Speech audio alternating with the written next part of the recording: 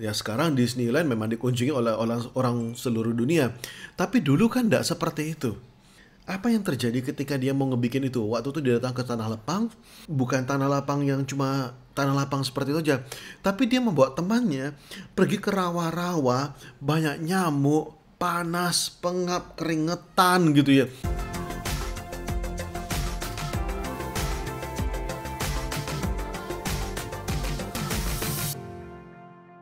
Hai, gimana kabar Anda? Ini Ronald di sini, senang sekali menyapa Anda lagi hari ini. Hari ini kita pengen membahas sesuatu yang menarik, yaitu apakah sekarang adalah saatnya yang tepat bagi Anda kalau Anda seorang karyawan untuk beralih menjadi pengusaha. Nah, kalau Anda nonton video ini, saya yakin pasti ada keraguan, pasti ada ketakutan dari Anda. Apakah ini adalah saat yang tepat bagi Anda untuk pindah gitu? Mungkin Anda bisa jadi sudah pindah, mungkin Anda kepengen pindah, atau bisa jadi Anda sudah terlanjur pindah dan Anda sedang mencari tahu di mana kesalahan Anda gitu ya. Nah, disinilah kita akan membahas tentang apa saja sih yang menyebabkan seseorang tuh bisa pindah misalnya dari seorang karyawan menjadi seorang pengusaha ya. Nah, saya pengen cerita sedikit dulu tentang kisahnya Walt Disney. Oke? Walt Disney itu tuh seperti Anda tahu dia dulu itu tuh pinter banget gambar. Jadi dia gambar tuh di mana-mana dan dia waktu dulu jadi petani, dia tuh ngegambar tuh di ini, waktu gudang ya, ban gitu kan. Itu tuh dia gambar di sisinya, di temboknya digambar gede-gede. Memang bakat gambarnya sudah bagus. Tapi dia nggak mau jadi tukang gambar terus. Dia pengen bagaimana caranya supaya bisa berkembang makin bagus dan makin bagus. Maka tokoh pertama yang dia buat adalah Mickey Mouse, bukan Donald Bebek ya. Nah, dia buat Mickey Mouse dan kemudian dia mulai membuat juga film animasinya. Waktu itu masih hitam putih, Steam Willie ya. Dia buat film animasinya, animasi ternyata bagus dan makin berkembang, makin lama makin bagus. Tapi Walt Disney bukan tipe orang yang bisa diam gitu aja. Dia nggak pengen cuma sampai di situ aja. Salah satu mimpi terbesarnya adalah menciptakan the happiest place on planet Earth. Itu makanya dia menciptakan yang namanya Disneyland. Dan ketika dia bikin Disneyland, partnernya pun merasa bahwa dia gila gitu. Karena waktu itu nggak pernah ada ide yang seperti itu. Yang namanya amusement park itu ya cuma biasa-biasa aja, pasar malam gitu. Itu ada yang berpindah-pindah gitu ya. Jadi biang lalanya pindah-pindah, tiap sebentar pindah-pindah kota gitu. Nah, tapi kali ini ide yang ditawarkan oleh Walt Disney itu adalah membuat satu buah amusement park di satu tempat permanen, besar, bagus gitu. Dan tentu saja ada halangan-halangan. Jadi misalnya bagaimana kalau orang sudah bosan? Nanti mau nggak orang dari jauh-jauh datang ke situ gitu? Ya sekarang Disneyland memang dikunjungi oleh orang seluruh dunia. Tapi dulu kan nggak seperti itu. Apa yang terjadi ketika dia mau ngebikin itu? Waktu itu dia datang ke Tanah Lapang, bukan Tanah Lapang yang cuma Tanah Lapang seperti itu aja. Tapi dia membawa temannya pergi ke rawa-rawa, banyak nyamuk, panas, pengap, keringetan gitu ya. Dan temannya sampai protes, lu ngapain sih bawa gua ke sini? Walt Disney lalu bilang, bisa ngeliat nggak? Temannya bilang, lihat apa gitu loh. Ini coba lihat nih bayangan grand plan kita. Yang gue lihat di sini cuma pohon, nyamuk, hewan itu doang gitu. Nggak ada lihat yang lain lagi. Ini nyamuk banyak banget gitu. Udah kesel banget dia. Tapi Walt Disney bilang, enggak. Di sini nih nanti, di sini ada gerbang masuknya. Di situ nanti ada mainannya. Di situ ada roller coasternya. Di situ ada hotelnya. Dia bener-bener nekat banget. Akhirnya dia susah payah ngebangun dan dia mengundang artis-artis. Bagaimana caranya supaya artis-artis pada mau datang ke tempat dia. Dan memang di-rush banget, pembukanya tuh di-rush banget, banyak yang belum jadi. Termasuk jalan itu masih baru aja di aspal. Jadi ketika baru buka, saking lunaknya aspal, itu para artis sudah datang dengan sepatu hak tinggi gitu. Itu sepatu mereka sampai melesak ke aspalnya gitu. Dan lagi-lagi yang terjadi adalah bad publicity. Tapi sekarang Anda bisa lihat Walt Disney ada di mana. Yes, menarik sekali kisah Walt Disney ini. Kenapa saya ceritakan? Karena yang namanya membangun bisnis tuh benar-benar butuh waktu, butuh tenaga, dan butuh air mata. Lalu, apakah sekarang adalah waktu yang tepat untuk Anda pindah untuk menjadi seorang pengusaha atau enggak? Itu kan intinya kan. Nah, sekarang saya bakal ngomong tentang satu kata kunci yang sangat penting sekali yang dipahami oleh seluruh pengusaha. Yaitu kata kuncinya yang nomor satu yang paling penting adalah resiko. Kata-katanya adalah kata-kata yang dibenci oleh kebanyakan orang gitu, hampir semua orang. Tapi pengusaha tuh bisa mengembrace, bisa memeluk resiko ini karena itu adalah bagian dari kerja dia sehari-hari. Kebanyakan orang tidak mau pindah ke pengusaha, kebanyakan orang tetap mau menjadi karyawan. Kenapa? Karena masih belum bisa menerima resikonya. Pertanyaannya adalah, apakah pengusaha suka resiko? Jawabannya tidak. Pengusaha pun tidak ada yang suka sama resiko, gitu ya. Jadi, apa yang dilakukan sama pengusaha? Pengusaha selalu mengusahakan bagaimana caranya supaya risiko ini makin lama makin kecil. Anggap misalnya kita, seorang pengusaha dia misalnya mau buka sebuah usaha misalnya jualan makanan gitu ya. Nah, pertama yang dibutuhkan kan adalah modal, betul toh? Untuk beli bahan-bahannya, untuk yang lainnya. Pertanyaannya adalah bagaimana kalau ini gagal? Tapi itu adalah pertanyaan yang suka ditanyakan sama orang yang tidak suka sama risiko. Bagaimana kalau ini gagal? Selalu yang dipandang kalau sudah kayak gitu, pertanyaan bagaimana kalau ini gagal, udah pasti jawabannya ndak enak gitu ya. Dan jawabannya ndak enak, itu akan membuat dia nggak jadi pindah ke pengusaha. Oke? Tapi pertanyaan ini bisa diubah, yaitu bagaimana caranya supaya risiko gagalnya makin kecil? Atau misalnya bagaimana caranya supaya risiko gagalnya jangan nanggung sendiri? Kalaupun harus nanggung di bagian dia itu termasuk kecil gitu loh.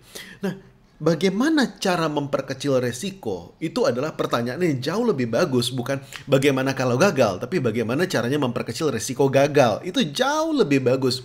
Sehingga kemungkinan besar untuk berhasil ini jauh lebih besar gitu ya. Kemungkinan berhasilnya jauh lebih besar. Itu adalah pertanyaan sekali lagi yang jauh lebih bagus. Dan kalau misalnya dia pengen buka usaha misalnya dan dia tidak punya modal atau dia punya modal tapi tidak pengen hilang, maka dia akan bertanya bagaimana caranya supaya resikonya makin kecil. Dia cari tahu apa yang mungkin terjadi ya. Resiko gagal tuh di mana? Misalnya resikonya adalah dalam hal mencari resep gitu ya. Bagaimana caranya supaya resikonya supaya bisa makin kecil? Misalnya bisa jadi dia membeli resep yang sudah ada gitu ya. Lalu resepnya sedikit dimodifikasi sehingga tidak terlalu besar lagi resikonya gitu ya. Lalu misalnya bagaimana cara dia menjual? Bagaimana kalau tidak laku? Nah, tadi kan sekali lagi pertanyaan bagaimana kalau tidak laku? Jawabannya tidak enak. Tapi kita ubah pertanyaannya, bagaimana caranya supaya resiko tidak laku ini makin kecil? Gimana caranya supaya lakunya lebih banyak? Dan ketika kita menanyakan pertanyaan seperti ini, sudah pasti jawabannya juga jauh lebih enak. Gimana caranya supaya laku lebih banyak? Bagaimana caranya supaya resiko tidak laku ini semakin kecil? Itu tuh pertanyaan jauh lebih bagus. Misalnya, sebelum kita jualan, kita cari dulu marketnya, siapa aja yang sudah tertarik. Misalnya dengan cara PO. Jadi di PO dulu misalnya, di purchase order dulu, orang bisa mesan dulu, habis itu baru dibuat barangnya. Dengan cara begitu resikonya jadi semakin kecil. Betul toh?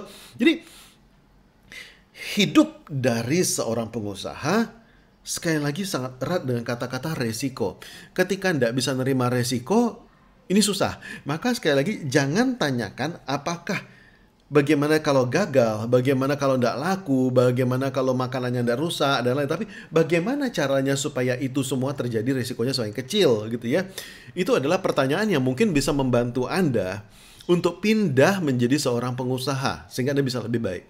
Nah, selain kata resiko, saya tidak mau panjang-panjang. Saya mau langsung to the point sama Anda. Oke? Saya mau langsung ngomong belak-belakan, saya mau langsung ngomong dah enak. Dan mohon maaf nih kalau bahasa saya agak kasar nih, mohon maaf ya. Tapi ini saya akan ngomong belak-belakan. Manusia itu menurut Tony Robbins mempunyai 6 buah drive utama ya. Tapi saya tidak mau ngomongin banyak-banyak, saya cuma pengen ngomong tentang 2 drive doang. Drive yang pertama yang pengen saya omongin adalah certainty atau kepastian atau kenyamanan ya. Yang kedua adalah growth. Semua orang punya ini. Pertanyaannya adalah seberapa banyak dia punya ini. Kalau seseorang selalu pengen nyaman, selalu pengen pasti, maka dia nggak cocok jadi pengusaha. Karena sekali lagi dia benci resiko, gitu ya. Kan, tapi sebagian orang bakal ngomong gini, Pak, kalau jadi karyawan itu beresiko. Karena bisa jadi resikonya kena pecat.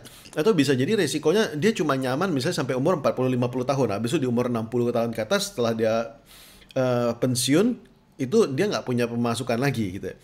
Tapi manusia itu selalu punya hyperbolic discounting. Ini adalah nama sindromnya.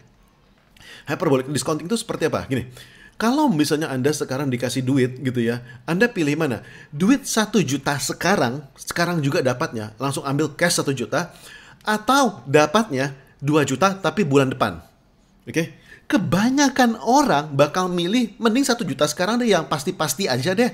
2 juta bulan depan tuh belum tentu gitu, belum pasti. Nah, kebanyakan orang adalah seperti itu. Mau Kalau memang sudah pasti di depan, sudah enak di depan, ya udah gitu loh.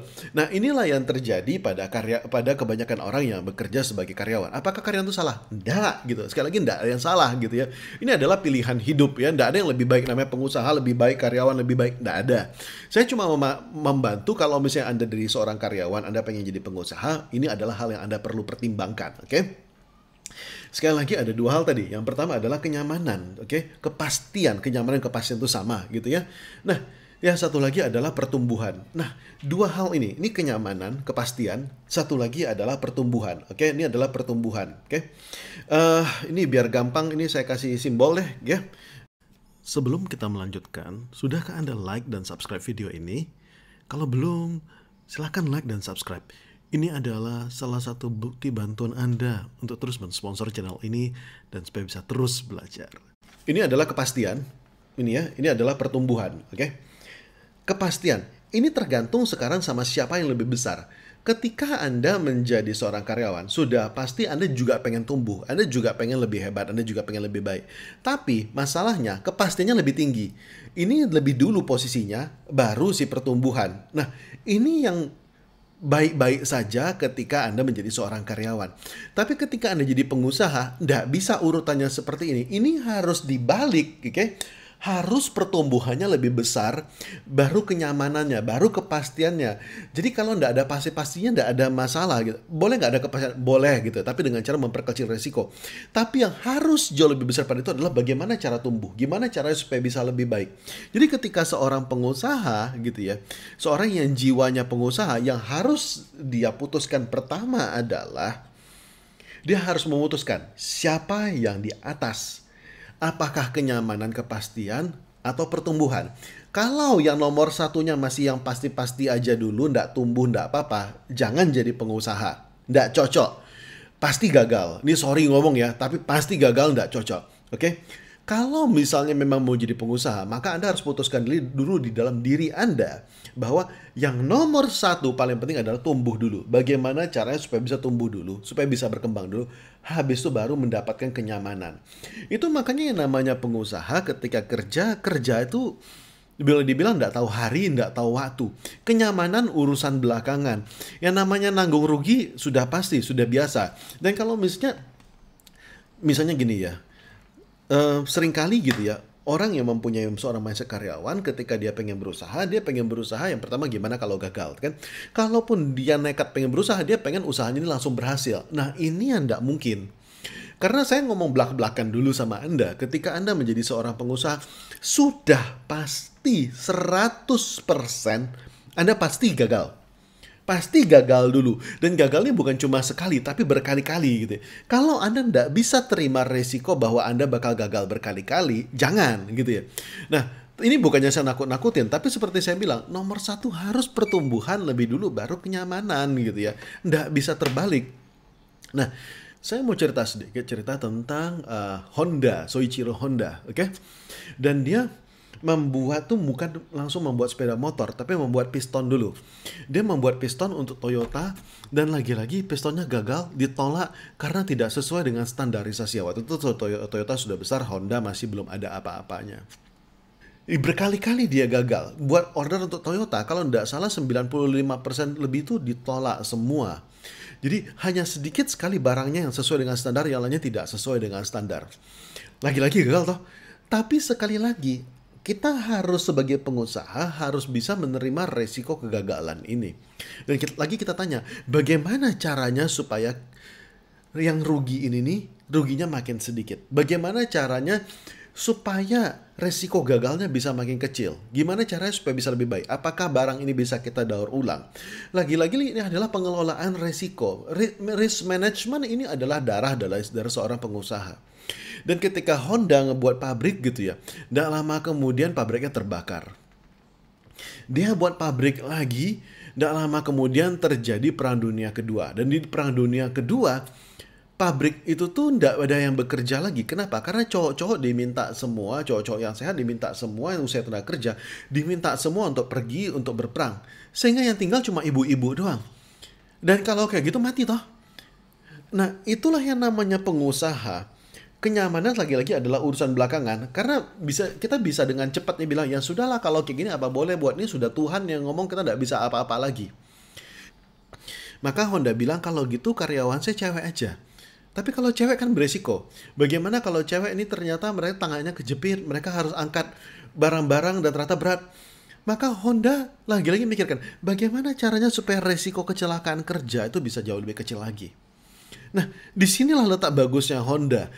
Dan akhirnya dia membuat pabriknya lebih efisien, lebih bagus, sehingga wanita pun bisa bekerja dan pabriknya jalan. Sekarang Anda sudah tahu Honda CD sebesar apa gitu ya. Dan Honda sekarang sudah mendunia. Inilah yang pengen saya ngasih tahu sama Anda, bahwa resiko adalah sesuatu yang harus kita terima. Oke? Jadi kalau mau saya simpulkan, sekarang saya akan menyimpulkan. Oke? Kata pertama adalah resiko. Jangan tanya bagaimana kalau gagal. Ketika Anda pengen berubah jadi seorang pengusaha, dari seorang karyawan, bagus. Oke, tapi ubah pertanyaan, bagaimana kalau gagal, dihilangkan. Tapi bagaimana caranya supaya resiko gagal semakin kecil? Kalaupun sudah resikonya kecil, ternyata gagal, ya Anda belajar gitu ya. Gagal itu sudah pasti. Saya bilang pasti gagal. Karena saya sendiri ketika saya bisnis, sudah banyak juga bisnis yang saya bangkrutkan gitu ya. Yang saya tutup sudah ada gitu ya.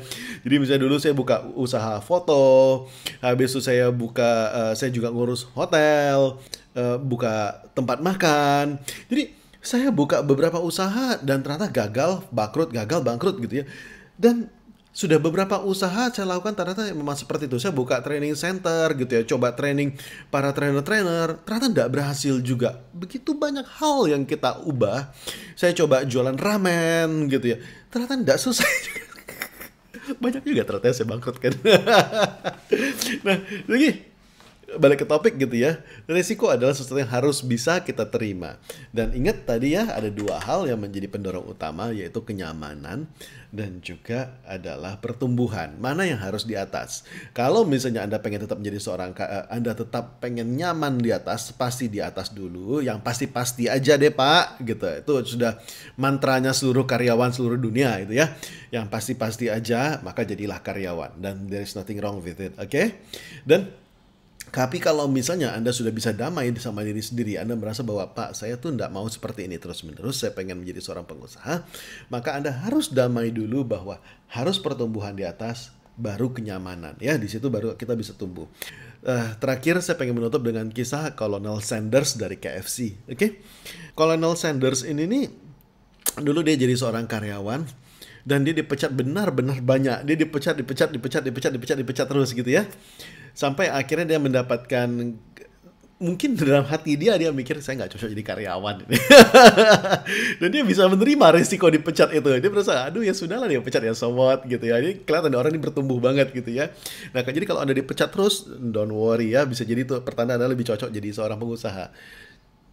Jadi ketika akhirnya dia dipecat, dia diminta untuk mengurus satu buah pompa bensin. Pompa bensinnya sukses, makin lama makin besar, makin oke.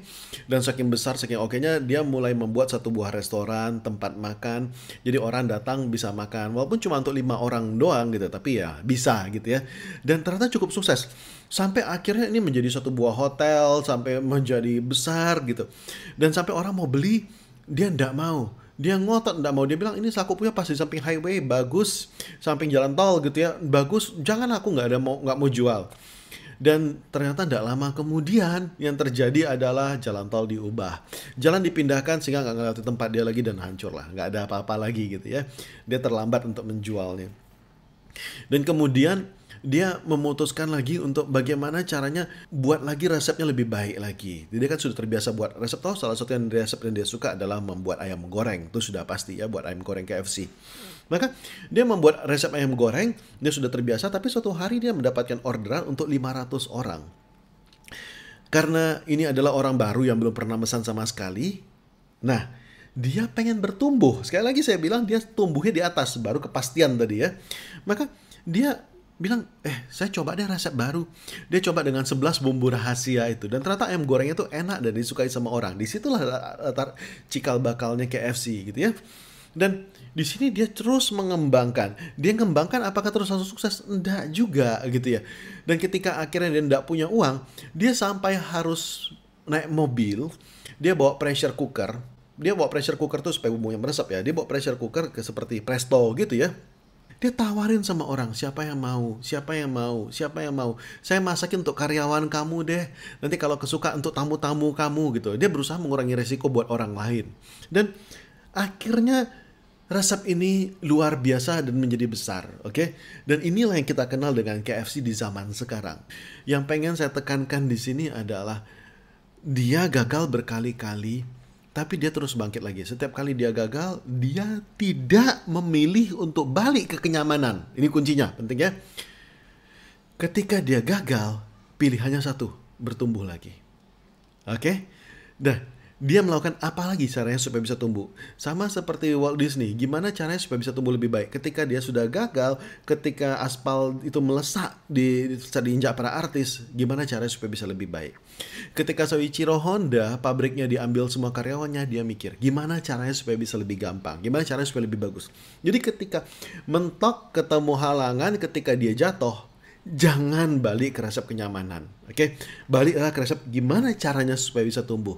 Dan kalau Anda merasa bahwa ini gua banget, gua jatuh, gua nggak nangis, gua jatuh, gua tumbuh lagi, itu lu cocok jadi pengusaha, oke? Selamat datang di dunia pengusaha, sudah pasti Anda akan sengsara dulu, oke? Tapi kalau ternyata Anda merasa, Pak, ini nggak cocok buat saya, maka stay lah jadi karyawan yang baik, bertumbuhlah di sana, bantulah kantor Anda untuk bisa tumbuh dengan jauh lebih baik lagi. Sekarang sudah pasti Anda juga akan membantu orang dengan lebih baik. Namanya dunia butuh dua, butuh pengusaha juga butuh karyawan. Tidak ada yang lebih tinggi, tidak ada yang lebih rendah, oke? Semoga video ini bisa bermanfaat untuk Anda. Saya Hendrik Ronald mengucapkan salam dahsyat buat Anda. Kita kadang-kadang nggak tahu bahwa apa yang kita forward bisa mengubah hidup orang lain, langit dan bumi. Maka kalau Anda suka dengan video ini, silakan like, subscribe, komen, dan sebarkan kepada orang lain.